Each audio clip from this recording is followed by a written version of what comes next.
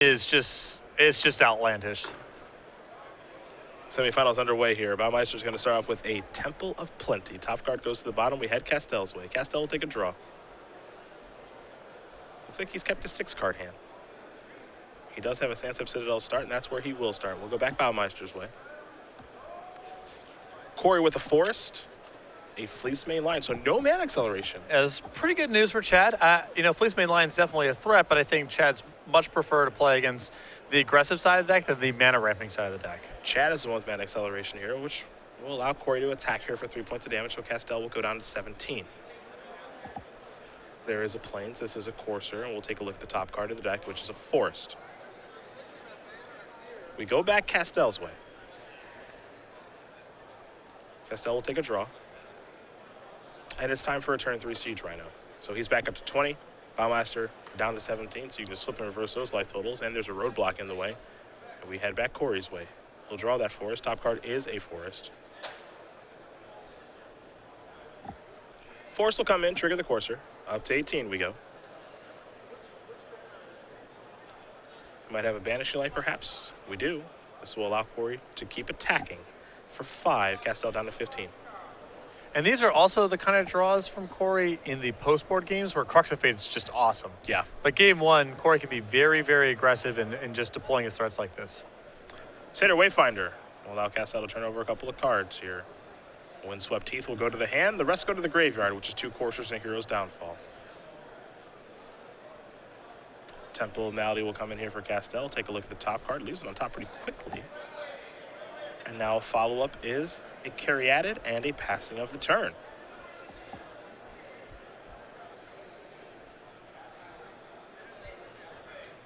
Back to Baumeister we go. Temple of Plenty the draw. Take a look at the top cards, copy of Pelucranos.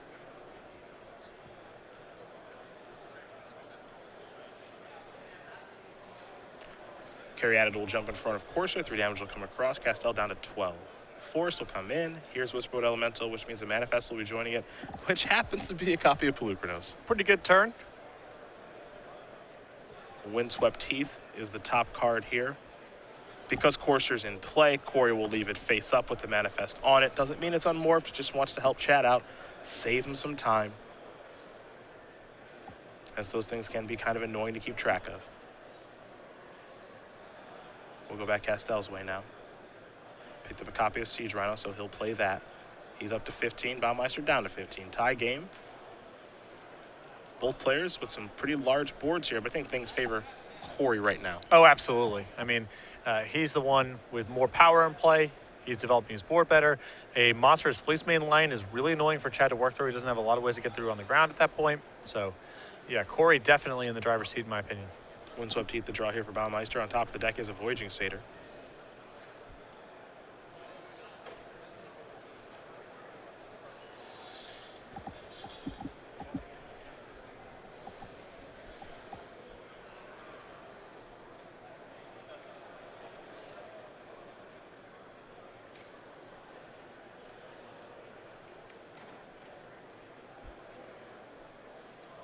So Corey not able to go crazy with mana just yet. No copies of Nykthos.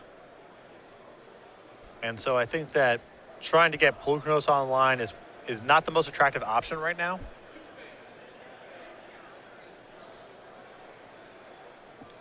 Of course, you're going to come in and trigger here with the Windswept Teeth.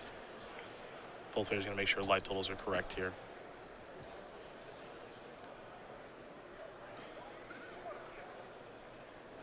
And Corey appears to have multiple copies of Generous Hydra in his hand, which is not a bad way to spend some time while you're waiting for Nykthos or some other really big payout. Yeah.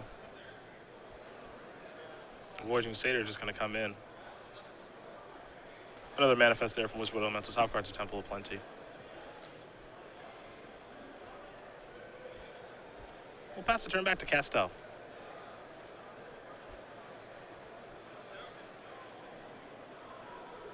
It's a copy of Sandsep Citadel. Yeah, Chad's hand now just lands. He needs something like a Whip, a Hornet Queen, but even a Whip in this situation, his graveyard's not great. He's got 2 Coursers down there. That's it. Yeah, there's nothing going on, and Corey can also just chump block with the Fleece main line, or go monsters, excuse me, with the Fleece main line, or find chump blockers, and not even put stuff in the graveyard if he's not feeling so inclined. Corey very quickly going to sacrifice with the Windswept Teeth. He'll lose one, then gain one, of course, due to the Corsair of Crewfix interaction. So we'll see a new top card here, as he did not want to draw Temple of Plenty.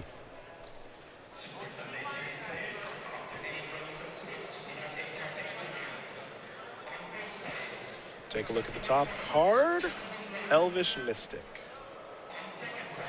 Still in Kastel's end step, we might see an unmorph here of the Pelucranos, and we do. Unmorph the Voyaging Satyr too. And all it takes is a card like Nykthos to come rolling off the top here, and things get out of control. Even without Nykthos, Corey's way ahead at this point. But once Nykthos shows up, Chad having nothing in hand, I don't think he has much game. Elvish Mystic the draw, carry added on top. There's a Temple. Top card goes to the bottom. Let's see the next card. Oh boy. In this sort of game where we're having this holding pattern, not good. Now, Whisperwood Elemental is in play, so it actually would manifest Mastery of the Unseen right now. So we'll see if there's any way for Corey to kind of control and make sure that doesn't happen.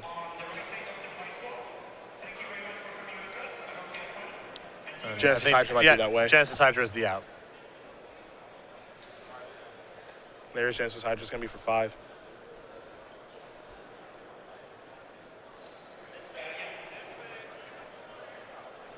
There are 5 cards. None of them are better than Mastery of the Unseen.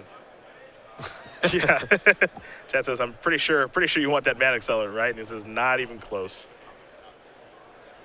In these sort of back and forth haymaker affairs, this green-white devotion deck seems almost unbeatable. Sometimes we've seen Abzan, mid-range and Ream airless that have played things like End Hostilities in the main deck or a Dune Blast or something to get out of spots like this. And Chad does have Crux of Fate in his sideboard, so he does have a workaround here. But game 1, it's just free reign. Chad's answers are all 1-for-1, things like, Banishing Light and Murderous Cut and Hero's Downfall and such. So Corey can just go crazy doing this. He doesn't even have to do anything risky, He could have probably at some point monster his Pelucranos and try to do something there, but it doesn't even matter. Yeah. He can just be as patient as he wants to be because nothing bad is going to happen.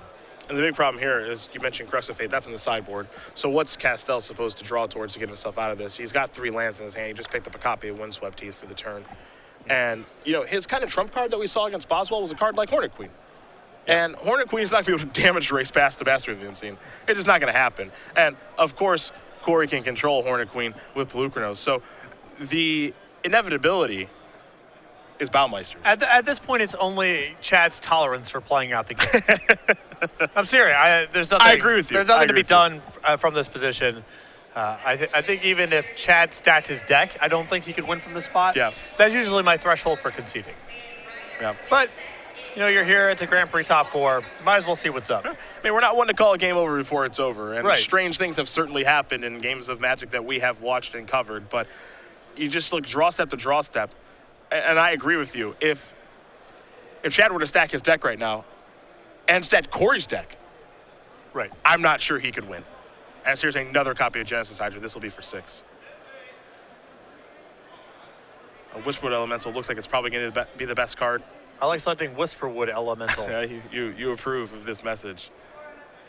Could have taken another Master of the Unseen and started gaining oodles of life, but he elected not to. This is what makes this deck really tough. That's why it's been a breakout deck of the tournament. The combination of Master of the Unseen with Nykthos. Of course, there are some cheap creatures to unmorph. There are some expensive ones too. And the fact that Genesis Hydra can find Master of the Unseen, put it into play, and lets you consistently do this, is now Corey's going to come across here with a big old Genesis Hydra. Siege Rhino was going to bite the dust. And now Corey's going to be able to actually just start attacking. Yeah. That was the last roadblock. Yeah. Look at his board as opposed to Chad's. Manifest Trigger. Manifest Trigger. Oh, Nykthos on top. That's fun. It's combo with Pelucranos. That is if Chad had any creatures. Yeah, which, well it kind of does. Yeah, Chad is playing around it right now by having nothing in play. It's a unique way. Chad will draw a card for the turn. He's also going to pick up his lands and his Mana Accelerants and move on. Corey Baumeister is going to win game number 1 here over Chad Kastel. Green-White Devotion up a game here over Abzan Reanimator. How we thought game 1 was going to go. Yeah. It's too much to overcome. Yeah, I'm pretty sure that when we get to the sideboard here, we'll delve into it in a moment. The copies of Crux of Fate at least cause Corey to have to play the games a little bit differently. Yeah, and those are the cards you see there for Kastel. 2 Crux of Fate, we can go bottom up. 2 Glare of Heresy, 3 Drowning Sorrow, 3 Read the Bones, a Reclamation Sage of Thoughtseize, and then 3 copies of Mastery of the Unseen. So I'm a big fan of bringing in the Crux of Fates here. I think Drowning Sorrow is fine to bring in. There's a lot of mana creatures to tie down. The Glare of Heresies, I think Master of the Unseen may be good enough in the matchup, and there's Banishing Light as well that it's worth bringing that in. And the Reclamation Sage can come in for similar reasons, and I also think the Rita Bones can come in too. Corey isn't really threatening Chad's life total in the sense that Chad has to be worried about damage racing. If Corey wins, it's going to be through an avalanche of resources, what we just saw there. So I think that Chad, given that he's bringing in all this removal, can also bring in the Read the Bones and try to play that sort of game plan. So here's the question. What are the bad cards in Chad's deck that he should bring out? I think Sylvan Caryatid is questionable when he wants to be playing with Crux of Fate. I think Corsair Krufix in some number can come out. I suspect Soul of Innistrad is not very good in a matchup where Corey is not going to be putting things in Chad's graveyard. So yeah, there's some options. Other side here for Corey, he's got 2 Nissa Worldwakers, 3 Boon Satyrs, 2 Reclamation Sage, 2 Glare of Heresy, 4 Valor Stance, and then 2 copies of High Sentinels of Erishin. What do we like here? A lot of things in Chad's deck to kill with Valor Stance. So that is excellent here. I think that Glare of Heresy has enough targets to bring in. The Reclamation Sage can also answer Whip of Erebos and so forth. Boon Satyrs, Nissa, honestly, getting a little more aggressive here isn't bad either. So besides the High Sentinels, I think the entire sideboard is live. I think Valorous Stance is probably the best card here, and Reclamation Sage and Glare of Heresy sort of the next wave beyond that. For you Madison, Wisconsin Magic fans out there, Daniel Cacchetti does win game number 1 here over Ralph Patesh. If you want that green-white devotion mirror, we're almost there. Yeah, we are approaching it. Last time we had it, we got through a game.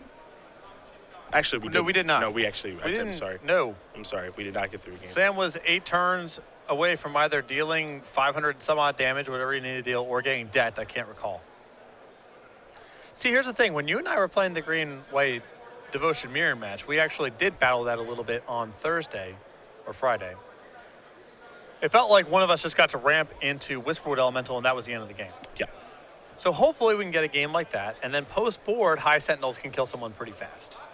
I'd like to see a High Sentinels win. That'd be sweet. Never get to see that card. Well, I said it in draft a few times. I haven't gotten to see it in constructed.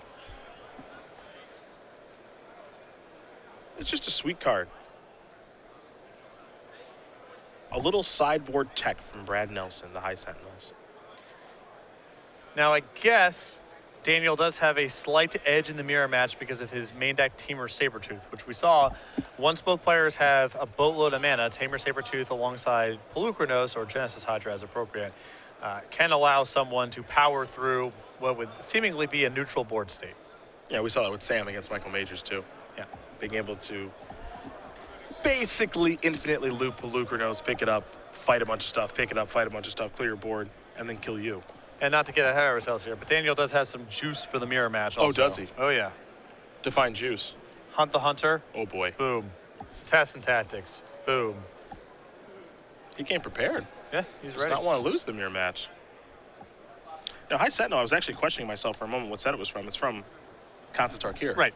Arguably the best card in limited in the set. This is my way of complaining that I've never opened it in the draft practice that I've done for Grand Prix Cleveland, which is next weekend. Well, I would suggest that if you open it, you select it, and if your opponent plays it, you should kill it, and that's all the testing you really need to do with that thing. Got it. Thank you. Thank you. More expert advice coming down the pipeline. Yeah. I'll keep all of that in mind. I am quite fond of drafting white strategies in Constantar Kir. Okay, so there you go. So just be prepared. I'm really opening myself up to opening Citadel Siege and High Sentinels of Erishin. Yeah, we mate rock as well. So absolutely. See, you should just pick a color going in. If it has the best rares and mythics, that's just the one that you draft or force. That's high-level strategy. Perhaps that will be my plan next week, and I don't want to give away my plan. See, at Grand Prix is where people are more inclined to draft for realsies compared to, say, FNM. There's a strategy of selecting the color with the most financially lucrative rares, Okay. assuming that they will come to you and then, Also smart. yep. That's Also another way to do it. So you want to do some research there. I've got almost a week to get it done. Guess red for Sarkin, where Hello. probably. I don't know. There's a lot of testing to be done, is the short of it. See, the nice thing is, in Fate Reforged, Ugin. Yeah, It's there you go, possible. colorless. Anybody. Perfect. Anybody can have that one. So I'll just take that with me. Corey Baumeister does win game number 1 here in this matchup against Chad Kastel. Green-White Devotion, Obzon Reanimator. Kastel will be on the play for game number 2. And, of course, our backup match, if we have time, to jump that way, Ralph Patesh, Daniel Cacchetti. Cacchetti with Green-White Devotion up a game here over Obzon Aggro. This is the breakout deck. We saw 2 weeks ago in Memphis, Jack Vogel win with Sultai Control, beat Ben Stark and his red-white aggro deck with 4 copies of Outpost Siege in the finals. And Obzon was a big talk of that particular tournament as Team TCG player had 4 Fleeceman lines in the sideboard that were very, very good for them. But with a new week comes a shift in the metagame, and Green-White Devotion seems to be right at the top of things right now. Though Obzon also still obviously very much a player here. An aggro list and a reanimator list here in the top 4 as well, but Green-White Devotion definitely the breakout deck. Well, I don't expect Obzon to be going anywhere. Deck is fantastic, obviously. And it's also just, a lot of people are always going to gravitate towards just, this is a collection of good stuff. And that's what Obzon does. So there's some decks where, you have to round out, decks like Mono Red where you have to round out with some less than attractive cards, or decks like Green-White Devotion where there's some complexity and you get these polarized draws. And Obzon is just, here's a pile of good stuff. A lot of people are going to be drawn to that. Sometimes pile of good stuff is all you need. No, clearly. I mean, the deck's got quite the resume. I'm selling it short by calling it a pile of good stuff. But, in contrast to decks like Devotion or Mono Red or the Jeskai token decks, it's a little less fancy, more of a blunt instrument. Someone chimed in here. N.W. Robinson. I could open Master of the Unseen. Another white card. I think white's the choice. Okay. For limited. And I've had Master of the Unseen. Pretty solid. It's not beatable. Pretty solid. It's pretty tough to beat, yeah.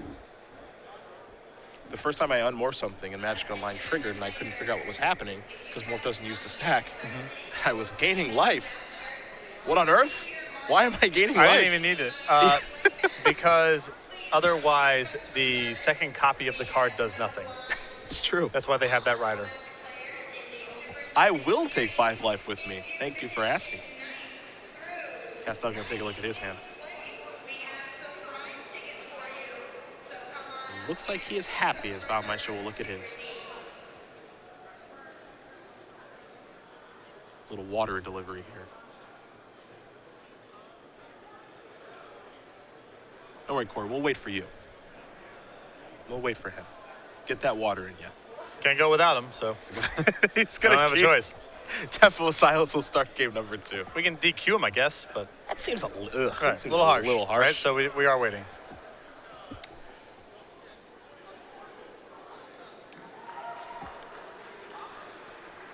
And Elvis Mystic to start things off here for Baumeister. He'll take the initiative back even though he's on the draw. Kastel with a Thoughtseize.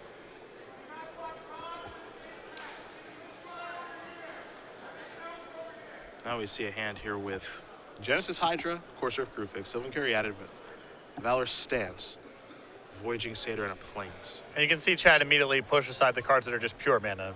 Corey's going to have enough to work with, so they're not really worth considering. I always find this to be a good way to resolve a Thoughtseize too. It can be kind of overwhelming when you just lay out the cards out in front of you. Once you start moving some cards around and say, okay, you know what, this one doesn't matter, this one doesn't matter. I don't want to cloud my decision-making process. You can be, you have to be really careful with it because you can give away information about your hand given the way that you're separating it. I think Corey knows that Chad's also not considering taking the mana creature, so that's pretty safe to set aside, but perceptive players pick up on everything, so. It's interesting because I think that I agree overall here, even though we don't have a great look at Kastel's hand of, okay, Caryatid, Voyaging Satyr, keep those. And obviously can't take the Plains. Valor Stance, depending on the hand, so it's a decision between Courser and Genesis Hydra. Genesis Hydra being the payoff card. Courser being a card that builds an incremental advantage so that you can get to your payoff cards. And Chad here with a second copy of Thoughtseize in hand, so I can see just going, I'll take Courser, next turn I'll take Genesis Hydra, then you have a bunch of mana in a Valorous Stance, and that's not a hard hand to work around. There's Evolving Wilds. Kastel will pass the turn back over to Baumeister. Baumeister will take a draw step. Temple of Plenty is what he's found. There is the Temple. Corey will move the top card to the bottom. Sylvan Caryatid, pass the turn back.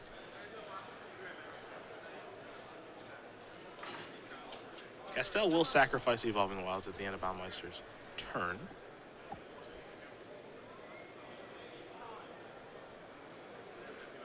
And there is a Swamp. Leads me to believe he has some green mana in his hand. You just saw Windswept Heath. A lot of double black in the deck, though, post-board. Hero's Downfall and Crux of Fate.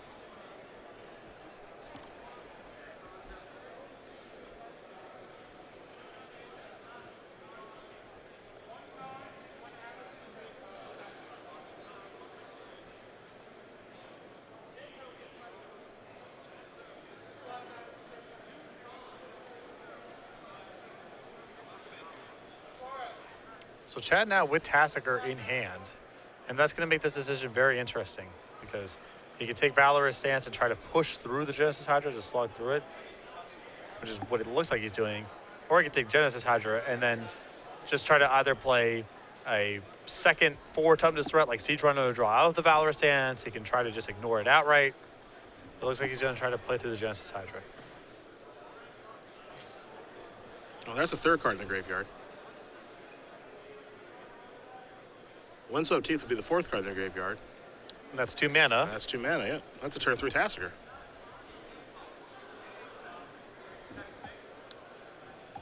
Two Thoughtseizes to boot, not a bad opening. It's not bad at all. I think this is the kind of game that he's got to play. Heading Baumeister's way.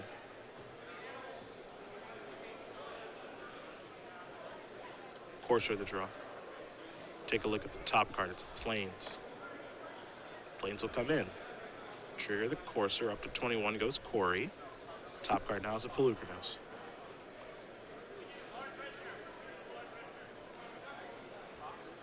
Voyaging Satyr. Time to move it over.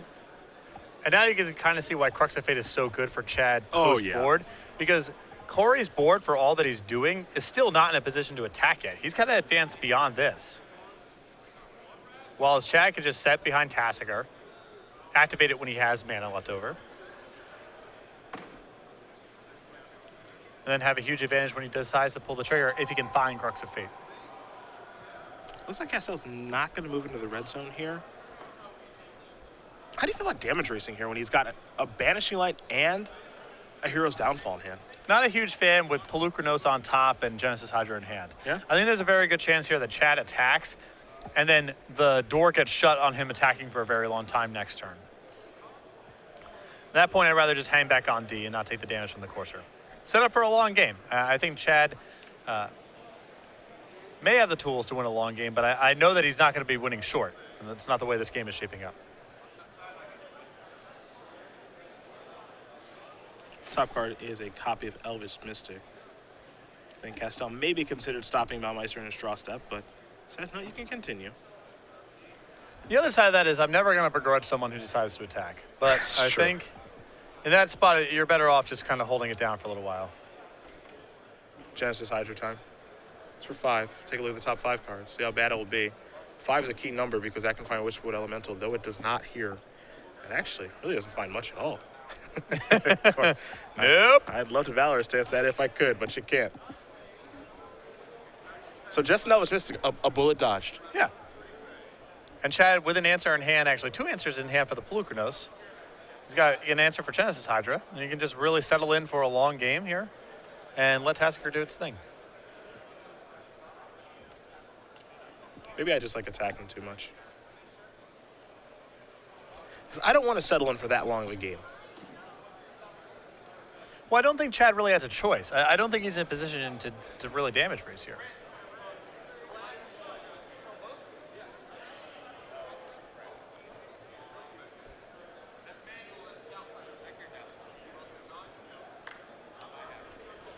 think Kastel considering Hero's downfall here, which I like playing.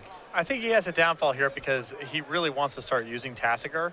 And if he says go, you know, if he just untaps here, untaps his land, says go, with the intent on activating Tassiger, Corey untaps and plays Pelucranos and attacks for 5. At that point, you have to downfall something. Yep. And then, you know, you're just way behind at that point. Read the bones. And I like that Chad brought this card in. I wasn't sure if he was going to do it. But the way his plan is post-board, I think, to settle in for just a long slugfest with a lot of sweepers. Corey's not going to be really damage racing, not threatening his life total like that, so I like bringing it in.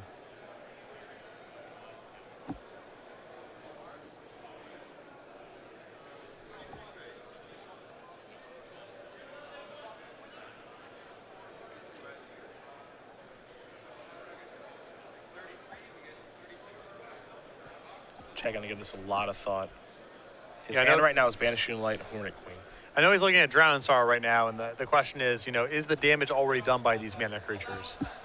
Drown Sorrow seems fairly attractive. I agree. Tough. Thoughtseize is pretty attractive too, especially when you know your opponent is drawing Blossoming Sands. Now, if with Thoughtseize, I think taking Drown and Sorrow is a no-brainer, because the only question is, are you going to be too far behind in tempo answering the Pelucranos to worry about it? Now, it does a ton of damage. That Pelucranos on top really isn't all that annoying because he has a Banishing Light in his hand, so that's okay. Corey's going to play Blossoming Sands. He'll gain 2 life, 1 from the Blossoming Sand trigger, 1 from the Courser trigger, so he's up to 23. No good attacks, though. Tassiger's holding down the fort, so this kind of way that you want to play it, which is start to grind, is working okay for Kastel right now.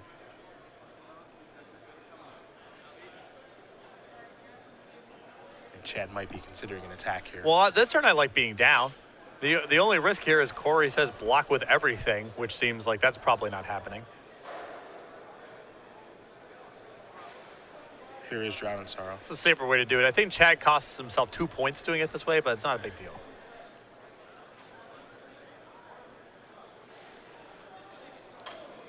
Time to scry. We got an update. We got Green-White Devotion on one side. Daniel Cachetti gets the job done. He's on to the finals, takes care of Ralph Patesh 2-0.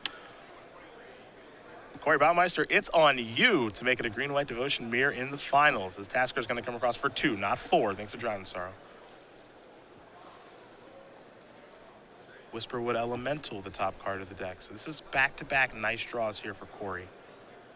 He's got a Pelucranos now. He'll have Whisperwood next turn.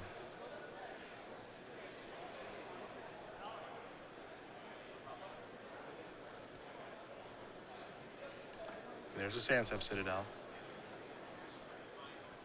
And now Chad's got to weigh his options of, am I supposed to banish it like this, or am I supposed to wait for Whisperwood Elemental? I think the plan that I like here from Chad is to banishing like the Pelucranos, attack, and hope that Hornet Queen can race if he gets to land number 7. I guess the flip side is here, he can still just sit back on Tassiger for 1 more turn.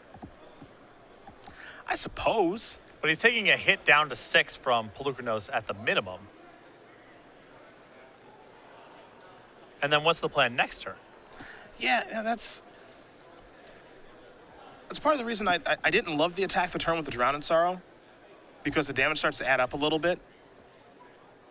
Like, I think that either you are damage racing from the start or you're never attacking. Right, you're all defense or you're all offense. I don't like trying to play both sides of the ball, because now this attack, if he's not banishing lighting, it's like, well, I'm taking 5. I'm down to 6. These chip shots are starting to add up here a little bit. The reason that I think I would have banishing lighted the Pelucranos last turn is if you draw, you get to hit for 4, which is nice. In the event that you draw land number 7, it's awesome for you. You can attack again and then play Hornet Queen and race. And if you fail to draw land number 7, your Tassiger is a 4/5 against a 4/4 and a 2/2. So you can block for a while and give yourself some time. I think that's really important, just giving himself as much time as possible. Corey wants to take a look at the graveyard here. Tasker activation. Not sure if it's going to block or not. Also, to keep in mind, Chad's 2 cards, we know them, are Banish Light and Hornet Queen. He's got 6 mana, so he has to even peel land to be able to play Hornet Queen. Right.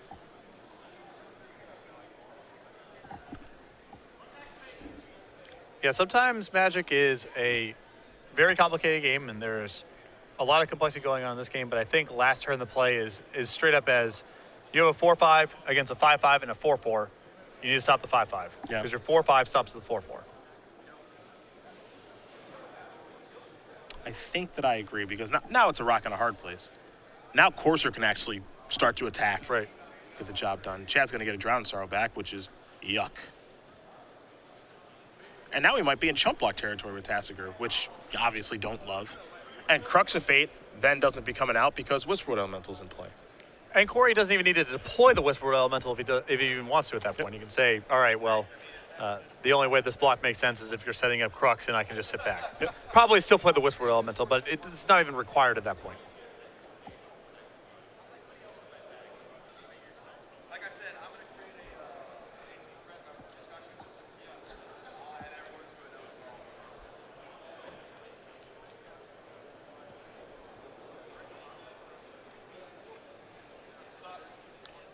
And the Hornet Queen isn't even in a long-term stabilizing piece in the face of the Pelucranos, because once Corey gets to enough mana, he can just fight and trade, essentially.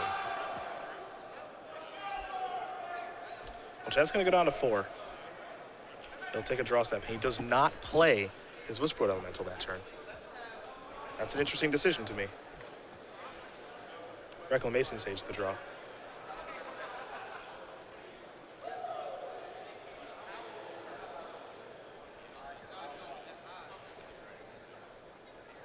I think you got to play Banishing Light now. Yeah.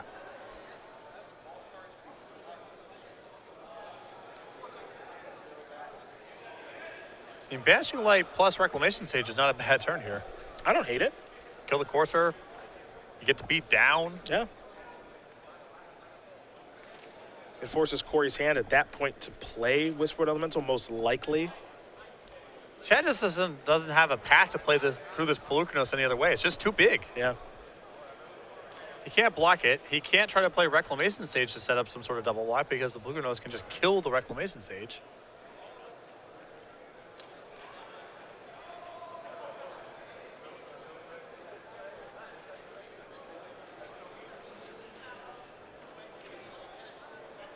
So here's Banishing Light.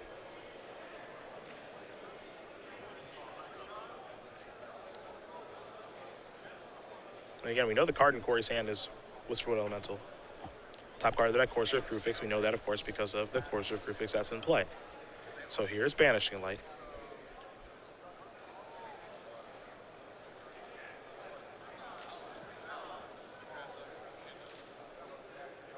Pelucranos is going to be targeted with Banishing Light.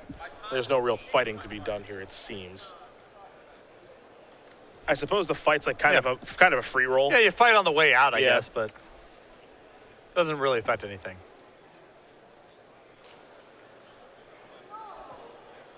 And I understand wanting to maybe hold Reclamation Sage in this instance for Master of the Unseen, but again, it's not there right now.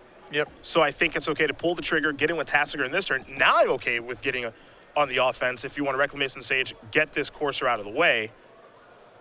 Here's the attack. I still think you have to Sage this. Yep. Yeah, and he will. I think Chad just has to get on the offensive right now because the Hornet Queen gives him a shot to win the game if he goes on the offensive. Yes. Corey's not equipped to block it right now, and you might just be able to sneak out the win. We will not see the top card of Corey's deck because there is not a Courser in play. There's a Whisperwood Elemental in play now, which means the Morph will be a mystery. Now, as you mentioned, if Chad's able to draw and land that enters the battlefield untapped, life is actually pretty good. It looks like he drew a copy of Temple of Malady, so that's not an untapped land. It's still a land which isn't so bad. Top card goes to the bottom pretty quickly there. Yeah, and he says, I do not get to see that because there is no Courser in play.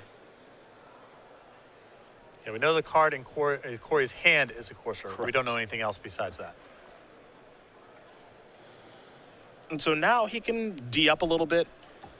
A Tasigur activation, perhaps. He's back in the same holding pattern now. He's at 4, and so You know, these manifest creatures coming off every turn is still bad news, but there's no immediate risk of dying. There is now an immediate risk of dying. Things have changed. Banishing Light is here. Now there's a forced block.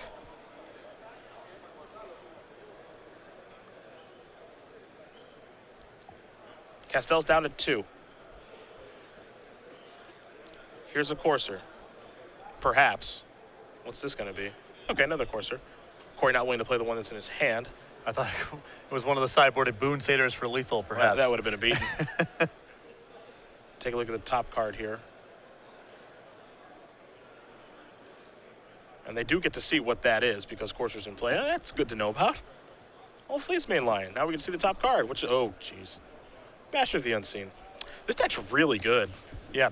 I've never seen a Devotion deck that just plays with so many solid cards. Yeah. Most of these decks have to be filled with enough nonsense to facilitate what's going on, but not this deck. It's always been the problem that there aren't enough payoffs, and this deck does not have that problem because the cards that are kind of good early, like Fleece Main Lion is good late, Mastery 2, Yep. and then Whisperwood's completely busted, as we, I think, all know now. And Hornet Queen is a really good card. I don't know if it's good enough to get him out of this situation. There's just so many sources of card advantage that you can't knock the deck out with just something like Hornet Queen or a Big Sweeper. I mean, you can sometimes, but it's hard to do. Top card's a Forest. And even as we saw earlier in the tournament, when we watched Corey, even Ugin wasn't the end-all be-all. No, it was not.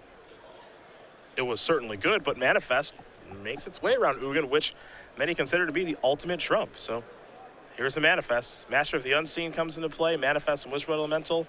Pass the turn back, and I love Corey's play here of, I'm not really going to do anything because I don't need to make a move. I'm just going to overwhelm your Hornet Queen now. No reason to make any sort of push here against a deck with Whip of Erebos in it. You can just say go. And once you're in a position to attack for lethal, go ahead and attack for lethal. Here's a Commune. Corey wants to make sure he knows what this does. Chad will take a look at the top 5 cards. He'll reveal them to Corey, to us, to you. Take an enchantment or a creature among them. A Forest, a Courser, a Windswept Heath, a Read the Bones, a Crux of Fate. You get a Courser for your troubles. Actually satisfies both clauses.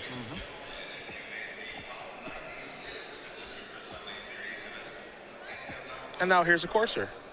See the top card of Kastel's deck here. It's a Glare of Heresy. Corey looks like he's going to manifest here. Whisperwood Elemental will be the mystery creature. The top card will be a Windswept Heath. Gonna unmorph Fleece Main Lion. Gain 6 life up to 25. Still only 5 attackers versus 6 blockers. Yep. So most likely nothing to be done this turn, but next turn I think with Chad drawing Glare of Heresy, he's not going to be able to keep up. No rush either. Yeah. He's at 25. He can gain life kind of at will. So one of the things that makes Master of the Unseen so tough is if you want to try to damage race, that's going to stop you from doing that. It's off the table. Once you have a lot of mana, this cuts out a lot of things because 1-for-1 spot removal doesn't matter anymore, sweepers don't matter anymore, and damage racing becomes impossible. One of the watching this deck in action be able to beat Ash Cloud Phoenix and Stormbreath Dragon in tandem, which is a spot where green Devotion decks, even with pretty advanced boards, have fallen before. Just very impressive to see this update to green Devotion strategies. Mastery of the Unseen shores up a lot of weaknesses.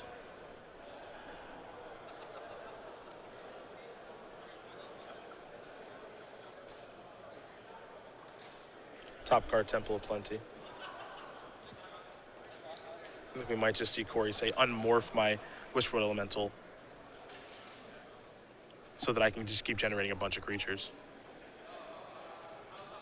Also, if he goes monstrous with Fleece Main Lion, that's an attacker that can just knock out a 1-chump blocker this turn. Yep, because it's lethal every turn. Yeah. Do a little math here. How many creatures out there does Chad have? He has 6. Corey has 6. So Corey's a little short.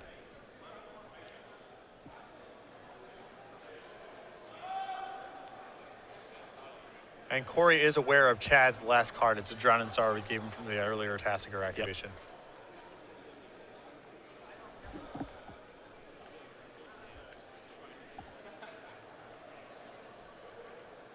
There's another courser. Now we'll see the unmorph. Gain 7.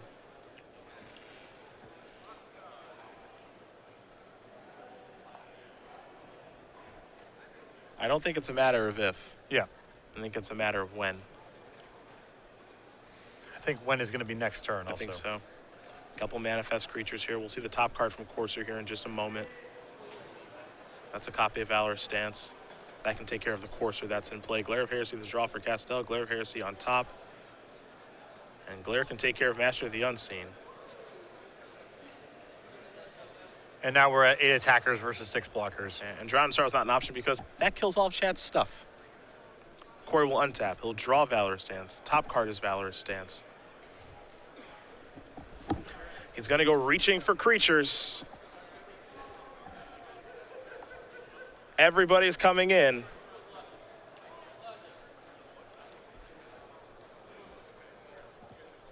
Kastel's going to do some blocking here, and it'll be his last block of the tournament. It's been a great run here for Chad. He'll be heading to the Pro Tour, but he's not winning this tournament. Corey Baumeister is going to win this match here over Chad Kastel.